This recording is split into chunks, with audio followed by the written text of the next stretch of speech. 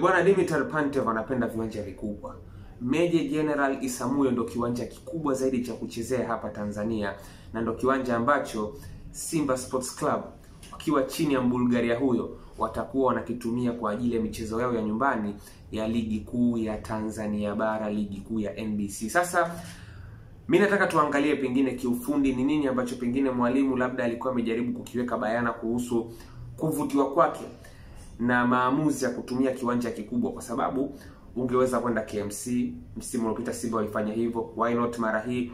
Na hata mechi yake ya kwanza ya kirafiki alitaka pia ichezwe Isamuhyo dhidi ya Al Hilal Omdurman kutoka Sudan. Kwa nini sio Chamazi? Kwa nini sio KMC?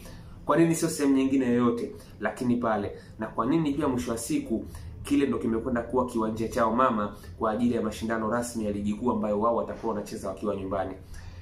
Kwanza kabisa ieleweke, hata huko alikotoka Dimitar Pantev katika klabu za Gaborone United na klabu ya Orapa United alikuwa ameshazoea kucheza kwenye pitch ambazo ni kubwa. Gaborone United hasa katika michuano ya kimataifa walikuwa wanautumia uwanja wa kimataifa wa Botswana ambao una pitch kubwa, pitch yenye dimension ya 105 urefu, 68 upana. Klabu ya Orapa United yenyewe ina kiwanja chake kinaitwa Itekeng Stadium ambacho kinachukua watu 5,000, kina nyasi asili ambacho kina urefu wa mita 105 kwa urefu na 68 mapana. Kwa hiyo kumbe unakuja kugundua pia huyu mwalimu hata huko alikotoka amezoea zaidi kuwa kwenye mazingira ya viwanja ambavyo ni vipana na ni virefu.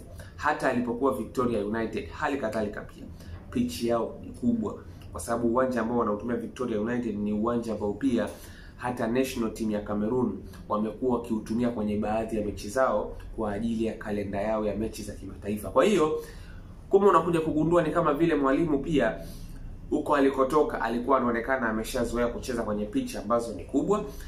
Kiufundi zimemfaidisha kwa sababu amepita kwa mafanikio kote huko.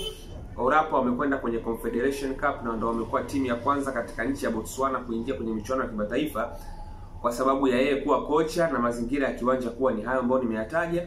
Sasa ukijaribu kutizama pia Isamuhyo 100% ukitazama zile ni natural grass, ni nyasi asilia. Then uwanja wa General Isamuhyo una urefu wa mita 110 na una mapana wa mita 64. Kule ni 105 na 68 ni viwanja ambavyo amevizoea, ikiwemo uwanja wa Mkapa. Uwanja wa Mkapa pia una urefu wa mita 105, mapana 68. Uwanja wa Isamuhyo una urefu wa mita 110, mapana 64. Kwa hiyo mapana ya Isamuhyo yamepungua kidogo, lakini marefu yamezidi.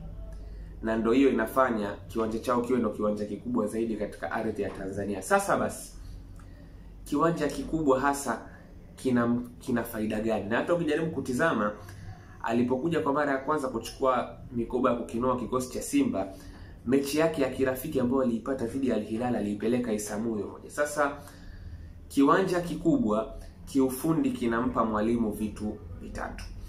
Kwanza, kiwanja kikubwa kinaruhusu mfumo kufanya kazi katika kila namna ambayo utaitaka. Yaani ukicheza na mfumo wote, mifumo ina tabia ya kutanuka. Sasa wakati wachezaji wanacheza uwanjani, ule mfumo ambao umeupanga kimakaratasi, wachezaji wana tabia ya kutafuta nafasi tofauti uwanjani. Kwa hiyo mifumo automatically ina tabia ya kutanuka. Mfumo ukishakuwa na tabia ya kutanuka, maana yake ukipata kiwanja ambacho ni kikubwa, uwezekano wa kutekeleza vitu vingi vya kiufundi unakuwa ni mkubwa, kwa sababu mfano labda 4-3-3. Unataka mawinga wako wawe pembeni muda wote, viungo wako wawe na nafasi kwenye mpira.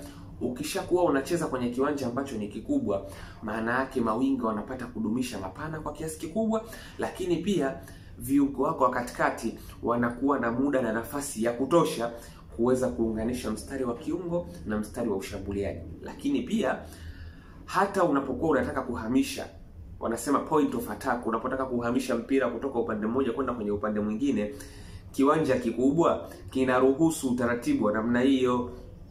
Uwanja mdogo sio rahisi kuswitch, lakini uwanja mkubwa beki wa katikati anaweza kaswitch mpaka kwenda kwenye flank moja kwa upande wa winga, upande opposite yake yeye.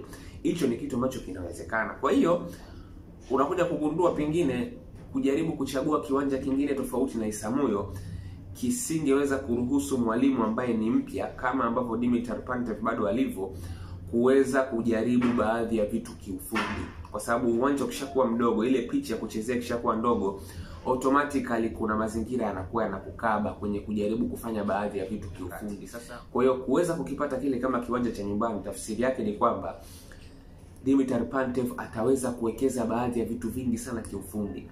Ataweza kuwapa uhuru mkubwa sana mawinga kucheza pembeni zaidi ya kiwanja.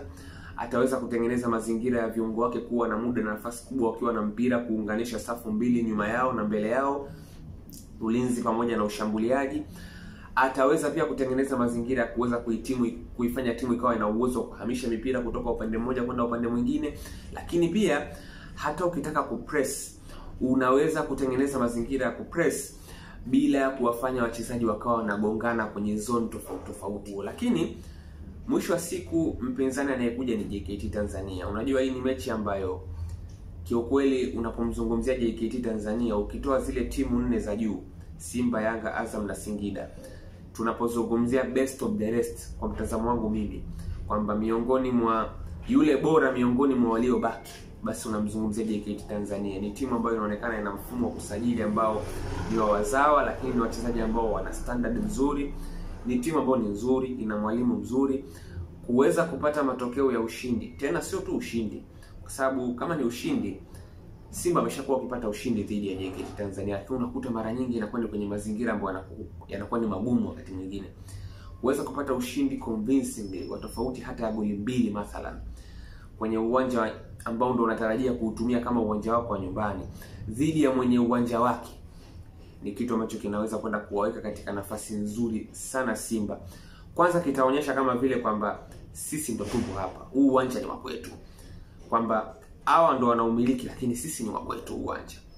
Kitendo cha kupata statement win dhidi ya mtu kama JKT katika uwanja ule ambao ndo uwanja wake yeye mwenyewe ambao ameuzoea, itakwenda kuweka katika nafasi nzuri sana. Lakini mwisho wa siku ni mazingira ambayo Pantev anayataka, anayapenda, na ni kiwanja ambacho huenda kikatoa kilicho bora kutoka kwa Simba, kwa sababu moja kati ya vitu ambavyo pia tuliviona katika Gaborone ambayo alikuwa anaiongoza Pantev, physically wachezaji walikuwa wanaonekana wako tayari. Sasa kiwanja kinapokuwa kikubwa, ukishakuwa na wachezaji ambao kiutimamu umewaandaa vizuri zaidi, maana yake wewe utakuwa kwenye nafasi nzuri ya kuhimili upana wa kiwanja kwa dakika zote 90. Wapinzani ambao wanakuwa hawajajiandaa kikamilifu kwenye upande wa utimamu, ni lazima watastruggle dhidi yako. Kwa hiyo hivyo ndio vitu ambavyo vimenifanya nione kwamba maamuzi ya Simba kuamua kuuchagua uwanja wa Isamuyo kama uwanja wao wa nyumbani ni kutokana na kile ambacho